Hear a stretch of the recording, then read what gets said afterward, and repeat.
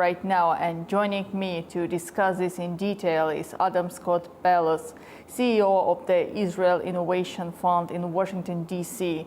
And also today with us, Javed Rana, political analyst from Islamabad, Pakistan. Dear experts, warm welcome to our program. Thank you for having me. Thank you very much. So Adam, let's start with you. The recent rocket fires marks a significant shift in hostilities after nearly 2 months of relative calm. From your perspectives, what is the primary factor that led to this escalation, and how do you assess Israel's security preparedness in light of these attacks? Well, I mean, it's quite clear that the ceasefire ended when Hamas refused to go forward with the second phase of the deal and returning the rest of the hostages to the Israeli people. No, very short but very clear. So, Javed, this escalation follows a familiar pattern of short-lived truces followed by renewed violence. What do you think is preventing both sides from achieving a sustainable ceasefire? I think the reason being is the apartheid state of Israel has been peddling lies one after the other. It was a part and parcel of the agreement that the second phase would start to negotiate. There will be negotiation on how to withdraw Israeli troops from Gaza. That did not happen.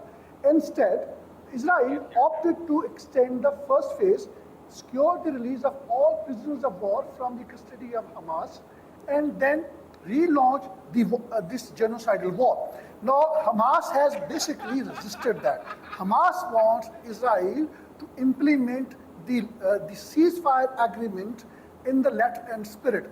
Instead of implementing that agreement, as a matter of fact, Israel has come up with a new set of lies. This is the micro picture.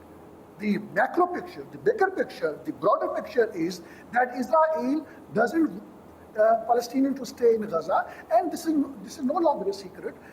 U.S. President Donald Trump has asked the same thing to do. He has asked Palestinians to leave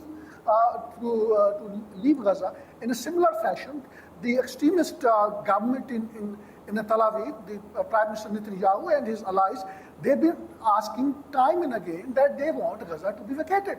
And I think this is just a very micro picture again. Broader picture is that Israel has its greater Israel plan in place. And in a similar fashion, in Jenin, tens of thousands of people, nearly 50,000 people have been displaced. It's a kind of a replica which is being implemented now in occupied West Bank. So again, we have seen that Israel has occupied 6% territory of a sovereign Syrian state, and a significant portion of territory has already been occupied when it comes to Lebanon.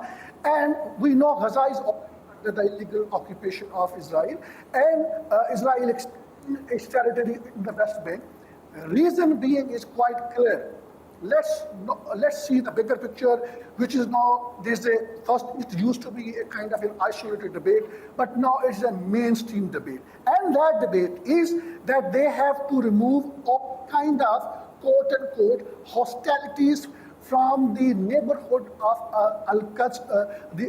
Jerusalem, because that is the holiest site for all three major religions.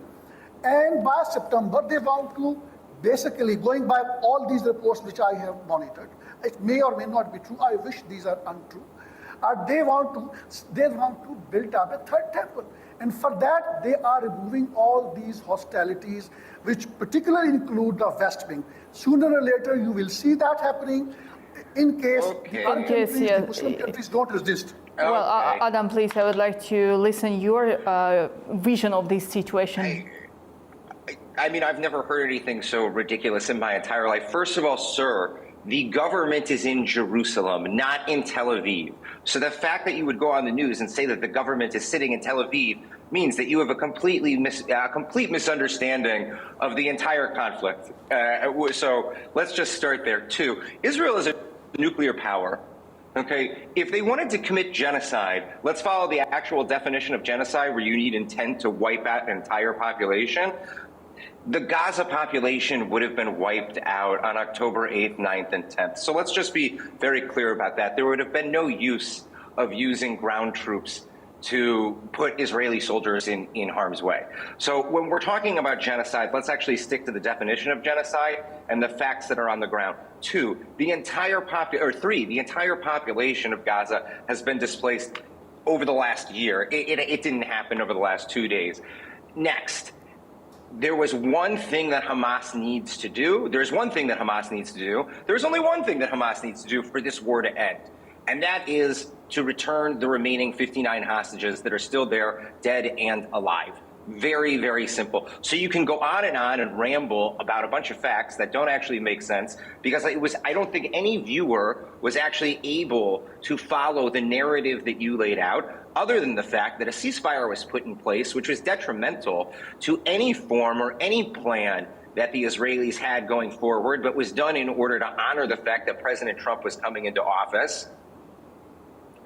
And now, after all this time, which Hamas was warned that if they did not return the rest of the hostages, publicly and internationally warned, this ceasefire would break down. It is extremely simple.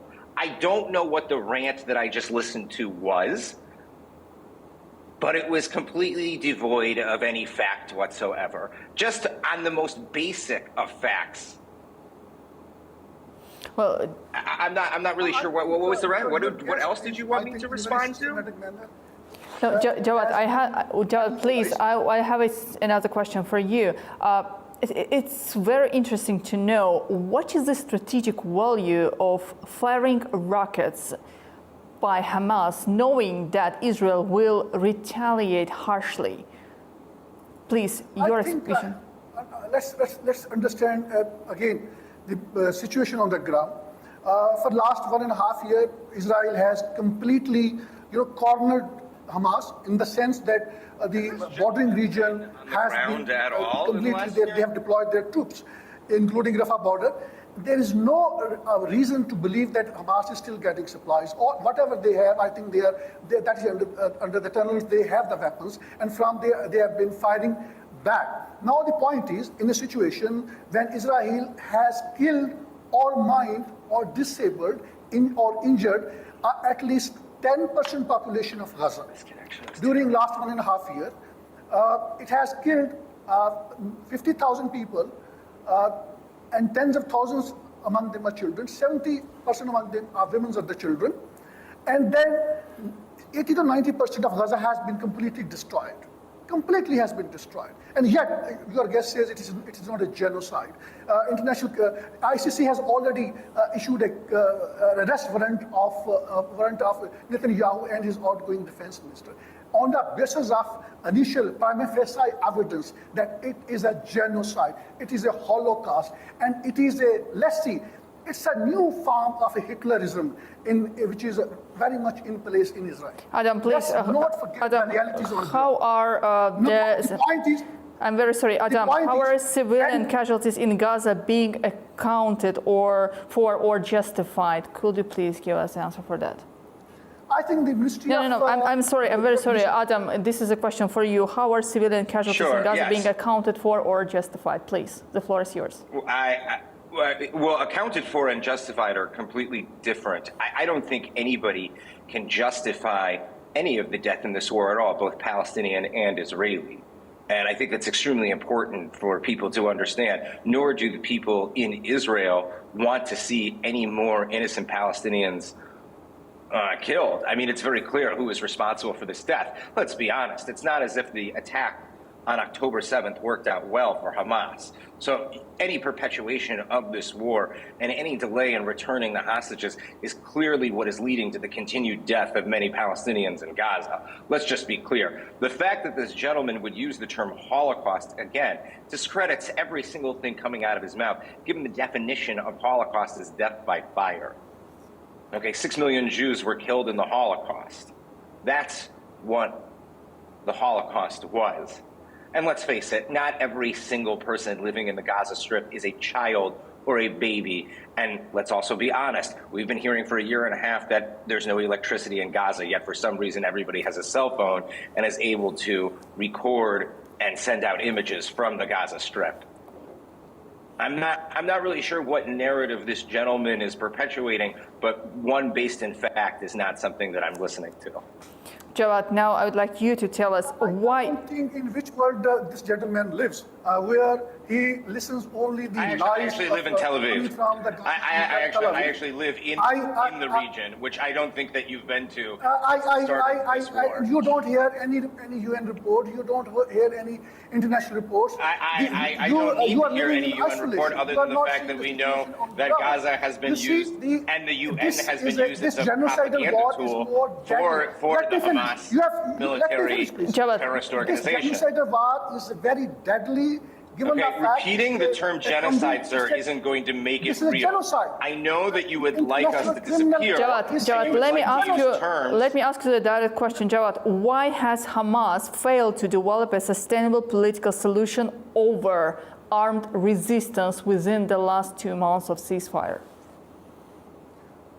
Why don't Israel is willing to implement the ceasefire it has inked with Hamas? Simple question. Easy. Because it has other political voters. Why doesn't it come to negotiate?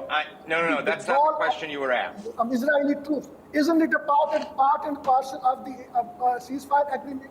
But reason quite simple. Israel doesn't want the implementation of the ceasefire agreement. Reason is that it has an expansionist agenda, something Prime Minister Netanyahu has said time and again that under his administration, Israel is expanding territory. He's been saying it so proudly, which means expanding the occupied West Bank, which means expanding beyond Golan Heights towards the border of the Syria, and also in a similar fashion in Lebanon. I think world needs to understand, and I think they are understanding, at least the public opinion has completely turned against Israel because they are seeing this genocide is being live streamed every next day.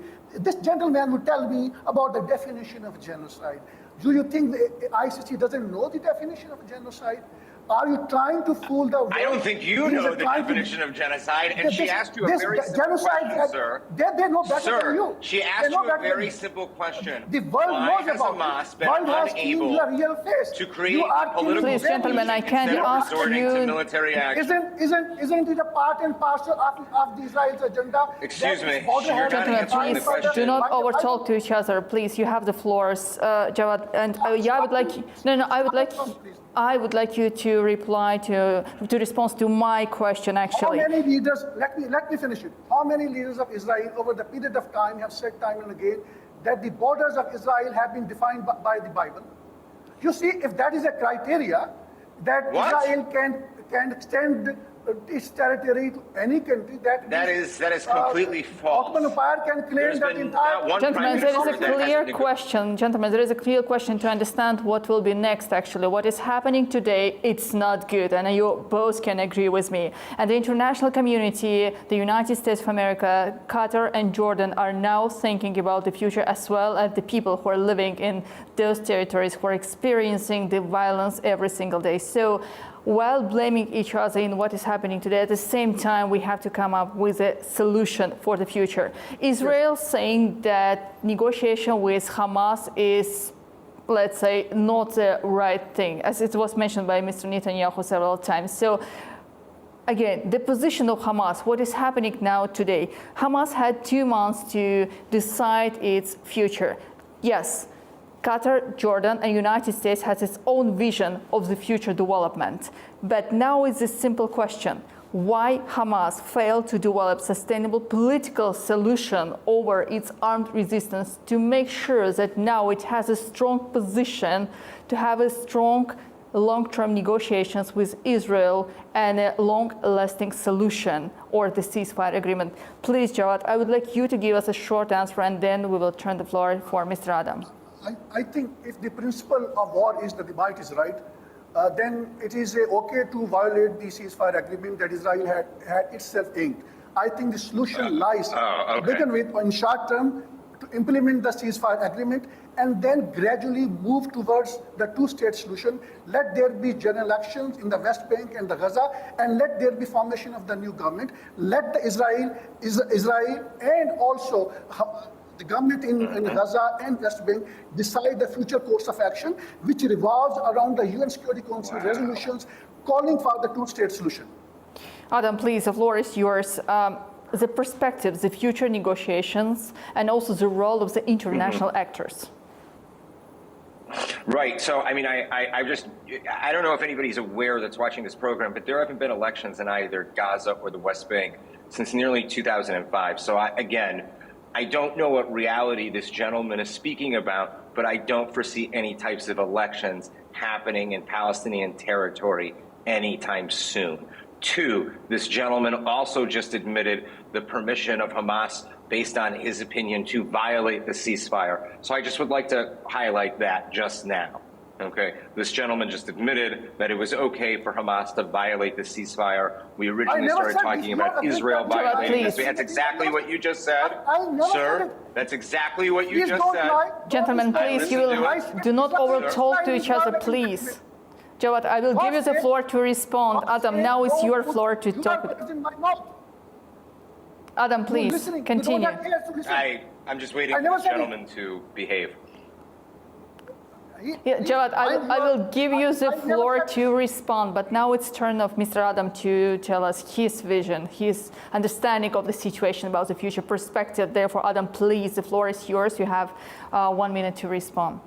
Thank you. So it's very clear based on the reality on the ground in Israel that the two-state solution is a vision of the past and will no longer be moving forward until any form of Islamic extremism is eradicated from both the Gaza Strip and the West Bank. It was also reported in the Al Akhbar newspaper, which is connected to Hezbollah, that now the Egyptian president is actually considering to, how would I say this, take in 500,000 people into the Sinai. It's very clear internationally that no one is going to be able to move Hamas towards actually effectively creating any type of diplomatic solution, which means that the only solution for the future safety of Palestinians is going to be their removal from certain areas. And that's only because of the reality of the failed attack of October 7th and the fact that now both the Houthis and Hezbollah has been completely decimated. And on top of that, the Syrian government, the former Syrian government, the Assad regime, has been completely decimated and is now gone. We are dealing with an entirely new Middle East. It has been a paradigm shift. October 7th was a greater paradigm shift in the Middle East than the Six-Day War. So when we're talking about the future of the region, let's speak realistically. The two-state solution died on October 7th. The area that was attacked was the area that was the largest perpetuator of the peacenik ideology that wanted to see Israelis and Palestinians together. The kibbutzes that were eliminated where there was an attempted genocide. I didn't say a genocide, I said an attempted genocide perpetuated on October 7th. Those were the people who were part of the left wing of Israel that were perpetuating a two-state solution. The two-state solution died on October 7th. It's extremely unfortunate, but that's the reality on the ground, which I don't think this gentleman is familiar with. We are dealing with an entirely new Middle East now. It is an entirely new situation. If we want to move things forward, we have to discuss things in reality. And realistically speaking, there will be no independent Palestinian state in Gaza because no Israeli will ever allow it to exist based on what happened on October 7th. No one will live in that territory if that is the case. In terms of the West Bank, developments are changing every day. But one thing that is for certain is that the Israeli government is rooting out all of Hamas's cells in the West Bank. There is no room for negotiation with an organization that has no diplomatic agenda other than chaos. Well, Javed, and my last question to you, do you still believe that two-state solution is valid and can prevent any further escalation? There is a consensus among the international community going by all the UN Security Council resolution, going by what USA says, going by what European Union says. Every international body has been saying the two-state solution is the only solution, and there has to be pre-1967 borders. Otherwise, these kind of terrorist attacks, you may call it, but I believe that these were the resistant attacks from Hamas or any other militant groups. Palestinians have every right to resist the oppression of Israel. These kind of October 7 attacks will keep on happening, and Israeli would not live in peace. That would be reality, because you are giving them a cause to fight for. Going by what outgoing U.S. Secretary of State said, that Hamas has recruited more and more militants as much as it has lost. Now Israel has more enemies than friends, as if we compare it before October 7. So I think, dispassionately speaking, in my view, there are two solutions. If Israel is not willing to accept the two-state solution, there is an out-of-box solution that I can suggest. Gaza could be annexed by Egypt. That could be a possible solution. But gentlemen, I'm sorry, we are running out of time. We have to conclude our today's discussion. East Jerusalem could be annexed by Jordan. Gentlemen, thank you so much for joining our talk today. I do believe that we will continue talking and discussing the latest development in the Middle East.